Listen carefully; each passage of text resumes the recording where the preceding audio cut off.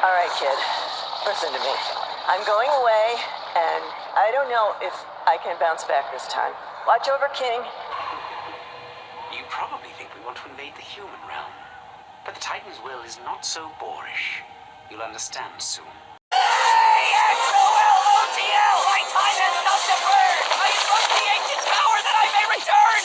Instantly!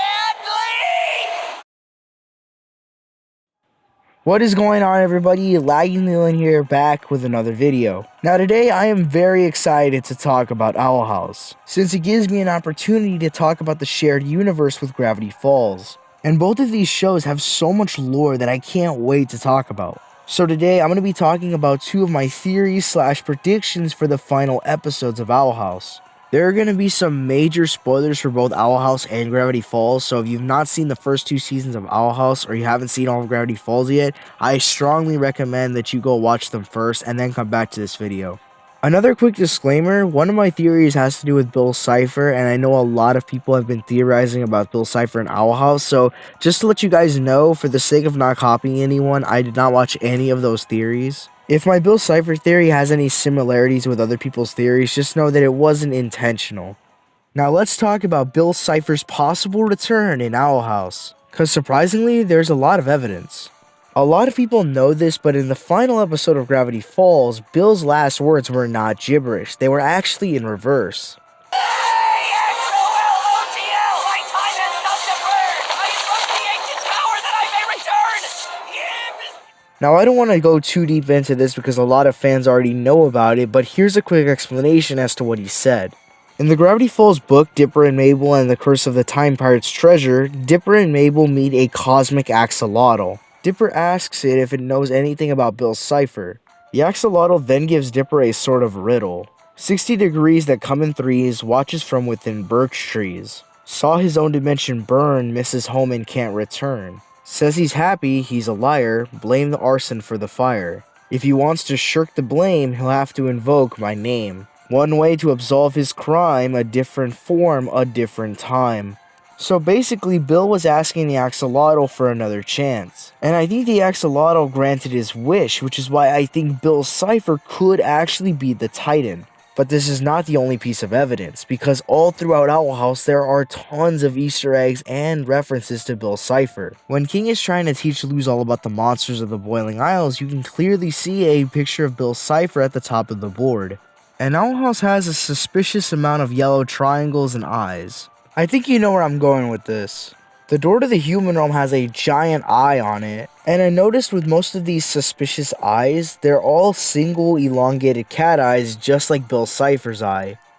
And some of you might have noticed that the Emperor's Coven symbol is literally a Bill Cipher triangle. Bill Cipher actually has a very interesting connection to Emperor Bellows.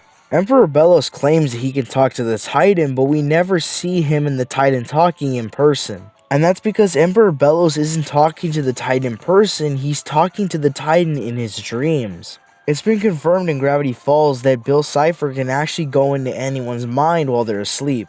I think Bill Cipher is the one who's giving Bellows so much power, and he's the one putting all these crazy ideas into his head. But if Bill Cipher craves chaos, why would he have Bellows create the orderly coven system? Well, it seems like Ida's already figured it out. Ida, why haven't you ever joined one? Watch closely, Luz. When you join a coven, all your other magic is sealed away. From now on, that kid will only be able to make illusions. Since I never joined a coven, I can do every kind of magic. That's why I'm the most powerful witch on the Boiling Isles.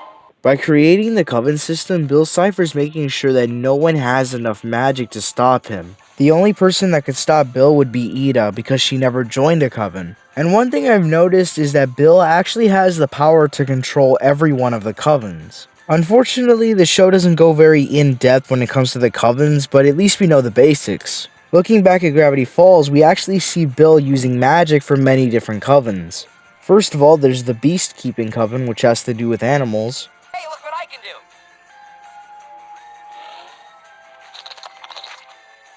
The Oracle Coven, which has to do with ghosts and the supernatural.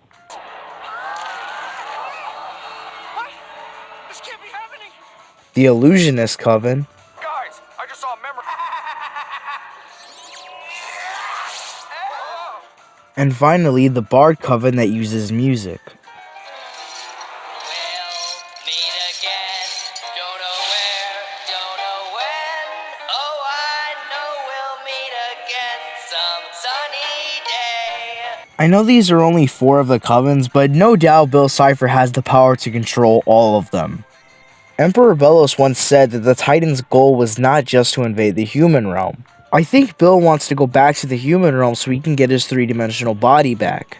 And maybe with the help of Belos, he can start Weirdmageddon again, and this time, no one can stop him. I think Belos plans to bring back Bill Cipher with Coven Day, also known as the Purification of Magic. And with help from all of the Coven leaders, I think they're gonna succeed. Now that I think about it, when the Axolotl said a different form, a different time, maybe Bill Cipher reincarnated into King.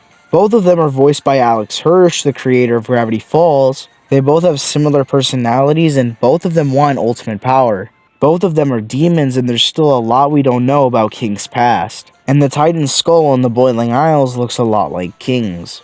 Maybe the Axolotl did bring Bill back, just not in a way that we expected. Now this next one is more of a prediction than a theory, but it's definitely worth talking about. Because I have reason to believe that one of our favorite characters is going to die in the season finale. Now we all know that Gravity Falls and Owl House are very similar. They both have similar tone and similar pacing. So let me give you some quick writing advice. When the writers of a show want to kill off a character, they usually give that character more spotlight or development so that way the death is way more impactful. So what does all of this have to do with our favorite characters from Owl House? Well, towards the end of Gravity Falls, the show started to give Grunkle Stan more spotlight. This was done so the audience could grow more attached to Grunkle Stan before they killed him off. And this is what made Grunkle Stan's sacrifice so tragic and impactful. Guess I was good for something after all. Now some of you might be asking, what does this have to do with Owl House? Well, if we find a character that has been getting some recent spotlight, that could be a sign that they're going to die in the season finale. But the question is, who's going to die? To be honest, I think it might be Ida. Ida's been getting a lot of recent character development when it comes to the whole owl curse and finally coming to terms with it. And Ida's also become more of a parental figure for Luz. All of this would make sense, except for the fact that something like this has already happened. At the end of Owl House Season 1, we already had an emotional scene like the one that I'm predicting. Ida, stop! You'll run out of magic! It's my power, kid. And before you showed up, I spent my whole life wasting it. An emotional scene that was very similar to Grunkle Stan's. If Ida's already had an emotional scene like that, there's a chance they're not going to do it again. So who else has been getting a lot of spotlight and it would make sense if they died? Well, all the signs point to King. Like Ida, King has been getting a lot of character development and spotlight in the recent episodes. He's like a baby brother to Luz, and a lot of recent episodes have been focusing more on King's backstory and trying to find out who he really is. And like I said before, the more attached you grow to a character, the more impactful their death will be. And I did mention earlier that the Titan's skull is very similar to King's, so maybe that'll have to do with his death. Don't get me wrong, I love these characters and I would hate to see them die. But looking at this from a writing standpoint, it wouldn't surprise me if they do this.